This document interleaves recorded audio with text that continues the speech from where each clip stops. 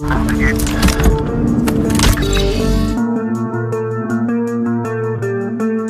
1, are you seeing this? There's some kind of disturbance here. What the hell?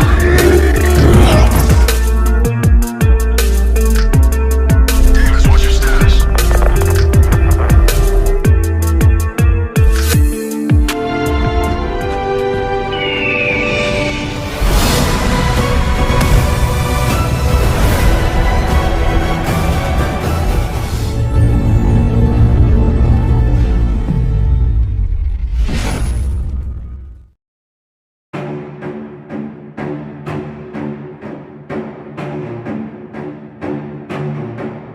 Halo kawan, bagaimana kabar kalian? Semoga selalu sehat dan dimudahkan segala urusannya. Kita berjumpa lagi kawan dalam alur cerita film di Ahmad Irwan Channel. Dan kali ini kita akan membahas sebuah film yang berjudul Spectral, yang diproduksi oleh Netflix dan bergenre action sci-fi ini.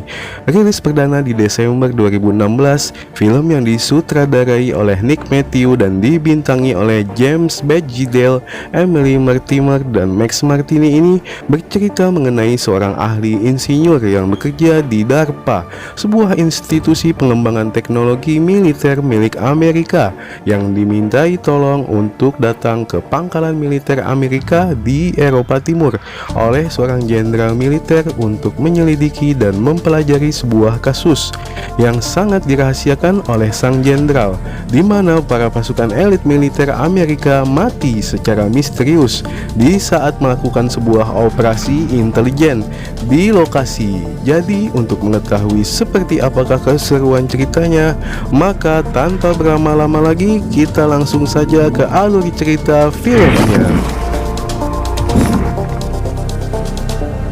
Sergeant Chris Davis. Film diawali dengan setting sebuah kota yang terlihat kacau balau akibat perang. Lalu muncullah seorang tentara yang melintas yang sedang melakukan pengintaian di sekitar daerah tersebut. Tentara tersebut bernama Sersan Davis, dan Sersan Davis saat itu sedang dalam posisi menunggu untuk dijemput oleh tim penjemput yang masih dalam perjalanan. Namun di saat Sersan Davis sedang memeriksa lokasi sekitar, Sersan Davis menemukan sebuah hal di luar perkiraannya. Sersan Davis menemukan banyak mayat warga sipil yang bergeletakan di dalam reruntuhan gedung, dan saat memasuki sebuah ruangan gelap di dalam reruntuhan gedung tersebut, dari kacamata termar Sersan Davis terlihat sebuah sosok aneh yang berwujud seperti asap putih mirip seperti manusia. Sersan Davis pun segera melaporkan apa yang dilihatnya ke pusat komando. Namun belum sempat Sersan Davis mengambil tindakan apapun, tiba-tiba saja sosok bayangan putih tersebut segera menerjang dengan cepat ke arah Sersan Davis, yang membuat Sersan Davis tewas dalam seketika, terkapar tidak berdaya di lantai dan dalam keadaan tidak bernyawa. Davis, what's your status? Davis, come in. Scene pun berpindah ke sebuah tempat pembuangan sampah, di mana di situ terlihat seorang pria yang sedang mencari sesuatu. Dan setelah pria tersebut menemukan apa yang dicarinya, pria tersebut segera bergegas kembali ke tempat dia bekerja, yang mana rupanya pria tersebut bekerja di sebuah lembaga pengembangan teknologi militer milik pemerintah Amerika, atau yang biasa dikenal dengan nama DARPA. Pria ini adalah Mark Klein. Mark Klein adalah seorang insinyur ahli dalam pengembangan peralatan untuk membantu militer dalam menjalankan tugasnya, atau bisa dibilang Mark Klein adalah seorang ilmuwan ahli khusus untuk pengembangan senjata canggih di DARPA. Dan saat itu dia sedang mempresentasikan temuan terbarunya di depan pejabat-pejabat penting pemerintah dan atasannya. Setelah selesai mempresentasikan prototipe terbarunya kepada pejabat pemerintah, Mark Klein dan atasannya pun melakukan diskusi kecil di labnya. Di sana sang atasan memberitahu kepada Mark Klein bahwa dia mendapat telepon secara pribadi dari Jenderal Orlan, seorang jenderal yang memimpin pangkalan militer Amerika di Eropa Timur, dan para pasukan elitnya yang menggunakan alat temuan Mark Klein yang berupa kacamata termal untuk operasi penting di lapangan. Jenderal Orlan mengundang secara pribadi Mark Klein untuk datang ke Moldova membahas sesuatu yang sangat rahasia yang berhasil mereka rekam melalui kacamata termal ciptaan Mark Klein. Dan pada malam harinya, Mark Klein pun segera terbang menuju Moldova menggunakan pesawat angkut militer Jenderal Orlan ke pangkalan militernya di Moldova. Setiba di pangkalan militer, Mark Klein disambut langsung oleh Jenderal Orlan dan diantar menuju ke fasilitas rahasia di pangkalan militer tersebut. Dalam perjalanan menuju fasilitas, Jenderal Orlan menceritakan keadaan secara singkat di Moldova yang hancur karena perang sipil yang berkepanjangan dan rumit. Made up of the regime's former elite soldiers. They're well trained. But this thing your camera found. Saat di dalam fasilitas, Mark Klein langsung ditunjukkan bukti-bukti rekaman video dari kacamata termal yang digunakan para pasukan selama beberapa minggu. Di rekaman tersebut terlihat objek gambar yang sama, sesosok bayangan putih berwujud mirip seperti manusia. Dan saat Mark Klein masih terlihat bingung dan mengamati objek tersebut, Mark Klein pun diajak Jenderal Orlan ke fasilitas yang paling dirahasiakan dan dijaga ketat. Di sana Mark Klein diperlihatkan video terbaru yang terekam di kacamata termal milik seorang pasukan yang terbaik di pangkalan tersebut, yaitu Sersan Chris Davis, agen Emily yang berasal dari CIA dan ikut menyelidiki kasus tersebut, yang sekarang berada satu ruangan dengan Mark Klein dan Jenderal Orlan menceritakan hasil investigasi sementaranya. Menurut info yang agen Emily dapat dari masyarakat sekitar, makhluk tersebut bernama Aratare yang berarti hantu perang dalam bahasa setempat. It's a local myth. The ghosts of war. You're just spray painting genocide, Aratari at the sites of the killing. Setelah mereka berdiskusi tindakan apa yang akan mereka lakukan selanjutnya, Mark Klein mengambil kesimpulan kalau Jenderal Orlan dan agen Emily kekurangan data mengenai makhluk misterius tersebut. Mark Klein yang seorang ilmuwan membutuhkan data yang lengkap dan detail untuk dapat mengambil kesimpulan apa sebenarnya Aratare itu. Dia pun segera mengambil temuan terbarunya yang ikut Mark Klein bawa berupa kamera termal yang jauh lebih kuat dan dalam mengambil gambar dibanding dengan kacamata termal yang para pasukan Jenderal Orlan gunakan. Melihat itu, akhirnya Jenderal Orlan putuskan Mark Klein dan agen Emily untuk ikut dalam operasi pengintaian selanjutnya. Maka persiapan pun Mark Klein lakukan dengan memodifikasi mobil taktis angkut pasukan milik tim Delta dengan menempelkan kamera termal yang Mark Klein bawa di atas mobil taktis tersebut. Awalnya tim Delta keberatan dengan hal yang dilakukan Mark Klein, namun setelah Kapten Marco memberitahu bahwa mobil taktis dan alat lainnya yang digunakan tim Delta adalah hasil karya dari Mark Klein, maka tim Delta pun terdiam. Begitu pula dengan Meyer Session, pimpinan tim Delta. He retrofitted these trucks for us with tougher, lighter weight armor. Keesokan hari, briefing singkat pun dilakukan sebelum melaksanakan misi. Setelah selesai, mereka pun bergegas berangkat ke lokasi yang ditentukan. Tim yang dipimpin langsung oleh Meyer Session ini terlihat tegang dalam perjalanan menuju lokasi di dalam kota yang telah hancur akibat perang. Terlihat banyak puing-puing kendaraan militer bekas pertempuran dulu. Setiba di lokasi, tim Digerwan dan yang terdiri dari 3 regu langsung berpencar ke 3 lantai yang berbeda dalam sebuah gedung yang diduga di sana terdapat Aratare, si hantu perang. Sedang Mark Klein, agen Emily dan Kapten Marco mengawasi pergerakan tim dari monitor di dalam mobil komando.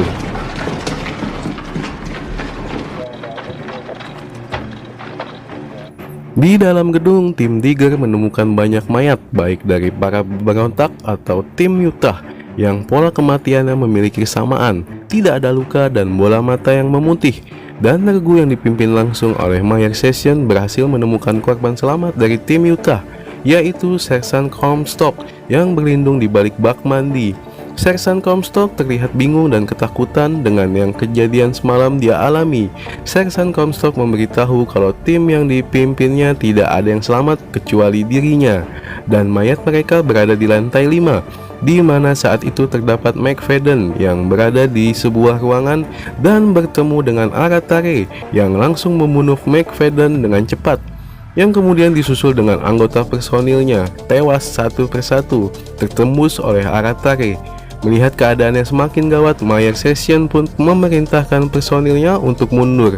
Dan di sini lagi-lagi seorang personil harus gugur. Kapten Marco yang berusaha melindungi Mark Crane saat melakukan pengambilan gambar terhadap Aratare harus kehilangan nyawanya setelah gagal membunuh Aratare dengan RPG.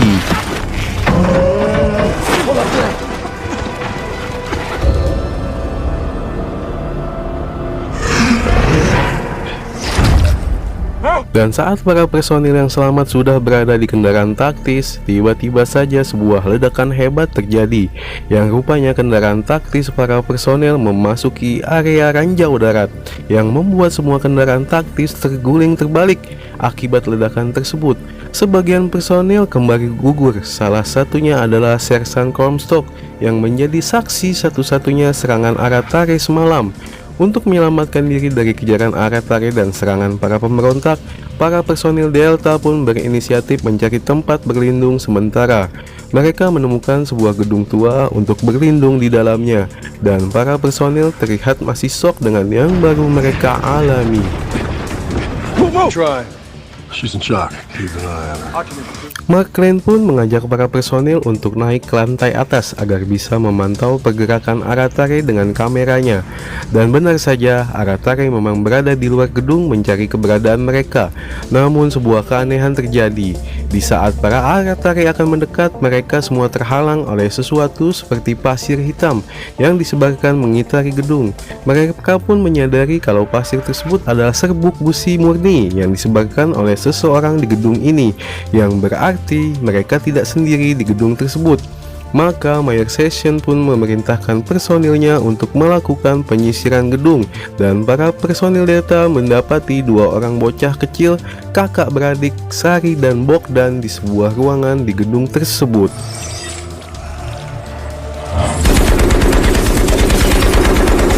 Dan dari merekalah Mark Crane dan yang lain mendapat informasi penting mengenai Aratare di sebuah pembangkit listrik bernama Masarov. Di sanalah pertama kali Aratare muncul. Mereka pun merencanakan untuk segera keluar dari gedung tersebut karena tim Delta telah melakukan siaran terbuka untuk meminta bantuan penjemputan ke pusat melalui radio transmisi di gedung tersebut, yang berarti posisi mereka sekarang sudah diketahui oleh siapapun yang mendengarkan siaran terbuka tersebut. So what's the problem? Mereka pun mendapat kabar dari pusat untuk titik penjemputan mereka, yaitu tidak jauh dari pusat kota. Mark Crane pun mendapatkan sebuah ide cara untuk dapat melewati dan menahan Aratare, yaitu dengan membuat bom rakitan dari serbuk besi yang di gedung tersebut banyak tersedia. Dan Mark Crane pun memodifikasi kamera thermalnya menjadi sebuah kamera sorot sinar UV. Dan Mark Crane segera mengabarkan hasil modifikasinya ke komando pusat untuk dapat mereka tiru dan mengaplikasikannya ke kendaraan penjemput. Dan karena Aratare telah mulai mendekati persembunyian tim, para personil dan yang lainnya pun bergegas keluar ke titik penjemputan.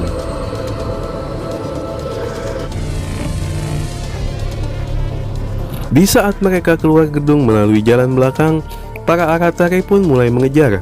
Bom rakitan serbuk besi yang personil buat cukup berhasil menahan para Aratare, namun efeknya hanya terjadi sebentar kepada Aratare. Para personil pun harus terus berlari menuju titik penjemputan dan juga untuk menjaga jarak dengan para Aratare yang terus mengejar di belakang dengan jumlah yang terus bertambah banyak. Dan saat tim tiba di titik penjemputan, kamera sorot UV Mark Crane mengalami kerusakan, yang berarti mulai saat itu mereka buta terhadap pergerakan para Aratare. Dan saat itu tiba-tiba muncullah dari balik dinding dua tank berat yang akan menjemput mereka. Dengan salah satu tank ditempelkan sebuah kamera sorot UV besar, yang saat dinyalakan barulah terlihat para Aratare yang berdiri di dalam reruntuhan gedung di sekeliling mereka.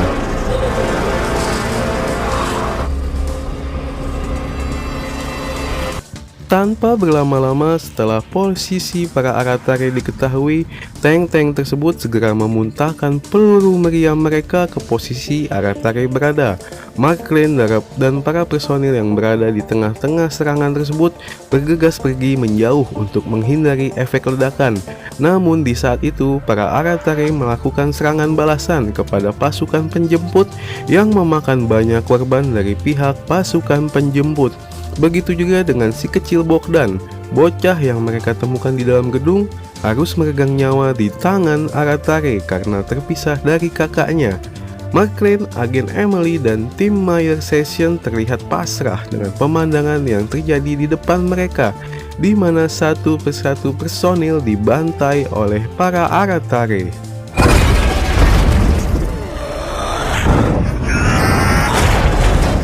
Dan di saat mereka mulai kehilangan harapan, datanglah sebuah helikopter evakuasi yang menyelamatkan mereka. Para personil bergegas naik ke atas heli, kecuali Mark Lane yang belum ikut naik. Mark Lane melihat para Aratare tertahan pergerakannya karena efek dari angin kencang yang keluar dari baling-baling heli, dan hal itu tidak disia-siakan oleh Mark Lane. Mark Lane segera menghancurkan sisa bom serbuk besi yang masih berada di tubuhnya, dan akibat dari ledakan tersebut membuat para Aratare semakin tertahan kesakitan karena ledakan tersebut, dan mereka pun berhasil selamat keluar dari lokasi tersebut. Saat di atas helikopter, Meyer Session mendapat kabar dari Jenderal Orlan kalau markas pusat telah hancur diserang oleh Aratare dan mereka diminta pergi ke tempat bunker pengungsian di pinggir kota.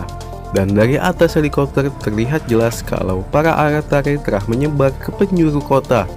Dan saat tiba di bunker yang berupa kastil di atas bukit, para personil mendapat sambutan dari para militer lokal yang melakukan penjagaan ketat, yang setelah terjadi negosiasi barulah mereka diizinkan masuk. Dan saat di dalam bunker, Sari segera dilarikan ke bagian medis oleh agen Emily karena mulai melemah akibat luka di bahunya. Dan di saat itu, Mark Lane kembali mendapat info berharga mengenai pekerjaan ayah Sari saat bekerja di pembangkit listrik Masarov, yang rupanya ayah Sari memasok kontainer keramik untuk Masarov. He made containers. Tapi di saat itu terjadi sebuah guncangan kuat di luar kastil yang membuat para personil gabungan bersiaga di gerbang masuk. Rupanya itu adalah Jenderal Orlan dan para pasukan yang berhasil selamat, beserta sisa peralatan yang berhasil mereka bawa di dalam kastil. Jenderal Orlan dan para bawahannya melakukan sebuah diskusi yang tidak menemukan solusi. Mereka semua terlihat putus asa dalam mencari cara mengalahkan Aratare. Tetapi Mark Lane yang mendengar pembicaraan mereka berhasil mengambil kesimpulan dan menemukan cara untuk mengalahkan Aratare dengan menyerang langsung ke tempat Aratare pertama kali muncul, yaitu pembangkit listrik Masarov. Dan Mark Lane pun berhasil membuat senjata khusus untuk menghadapi Aratare. What does it fire? It's a focused energy pulse. Setelah persenjataan dan peralatan ciptaan Mark Lane siap, Jenderal Orlan dan para bawahannya pun menyusun strategi penyerangan ke pembangkit listrik Masarov. Dan pada siang harinya, penyerangan penuh pun dilakukan ke pembangkit listrik tersebut dengan pasukan terakhir yang tersisa.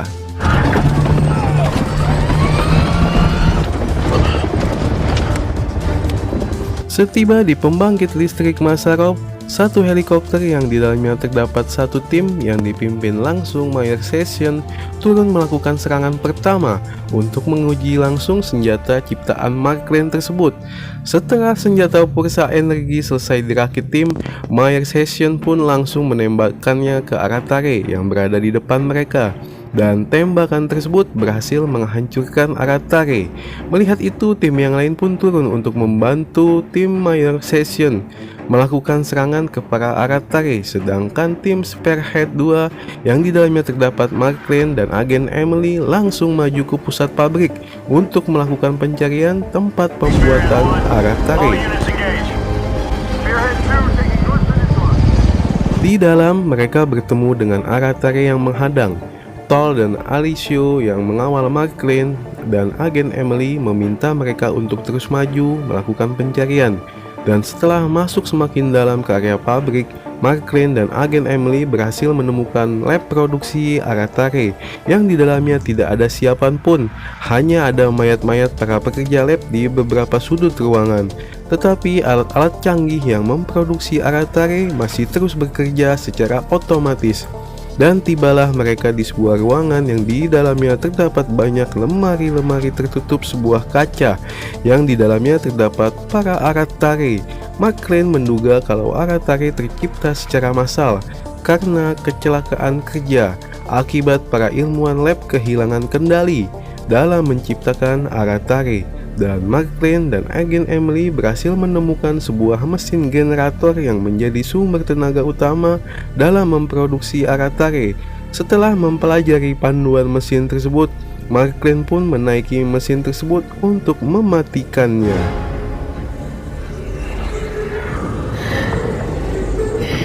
Sementara di atas pabrik, para pasukan Delta yang telah berhasil menghancurkan para Aratare terkejut karena sebagian Aratare bisa bangkit kembali dan semakin kuat. Para pasukan Delta pun kewalahan dalam melumpuhkan Aratare yang kembali bangkit tersebut. Bahkan sebagian personil harus kehilangan nyawa mereka saat menghadapi Aratare. Dan Mayor Session pun berinisiatif mengumpulkan senjata para personil yang tewas untuk digabungkan sehingga bisa menghasilkan tembakan energi pulsa yang besar. Dan di saat semua energi pulsa terkumpul maksimal di senjata Mayor Session pun segera menembakkannya.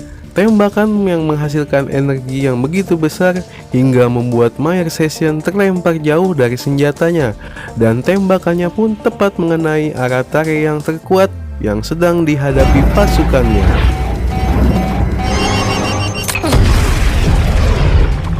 Dan kembali ke lab, Mark Crane yang berhasil melepas semua kabel power kebingungan karena tidak terjadi apa-apa setelah Mark Crane berhasil melepaskannya. Namun agen Emily yang sedang menembaki para Aratare yang berhasil bebas dari lemari kacanya segera meneriaki Mark Crane untuk menarik turun bracket besar di hadapannya guna menaktifkan mesin tersebut, dan Mark Crane pun berhasil melakukannya.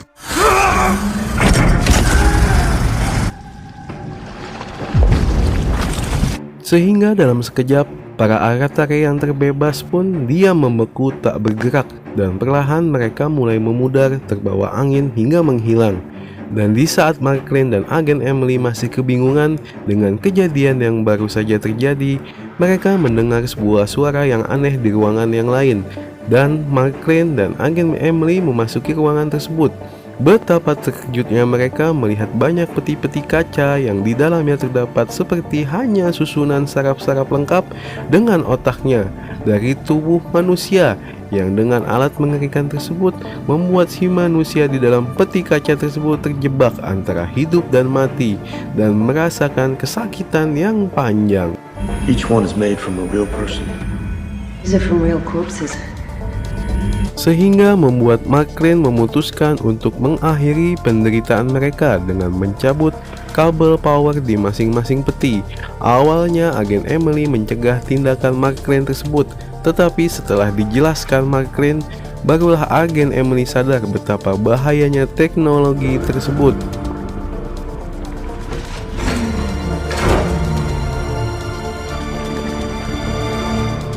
Dan di bunker pengungsian tibalah helikopter yang membawa para personil yang berhasil selamat, dan dengan segera mereka disambut oleh para tim medis untuk dilakukan pertolongan pertama. Dan setelah mendapatkan perawatan, para personil Delta yang tersisa, Tol, Alessio, dan Mayor Session kembali bergabung dengan pasukan yang akan melakukan penyisiran ke pembangkit listrik Mazarov. Dan Mark Crane pun kembali pulang ke Virginia dengan heli angkut personil tanpa harus berkemas, membawa barang-barang bawaannya seperti yang dijanjikan Jenderal Orlan sebelumnya. Dan film pun berakhir. They don't stop, do they?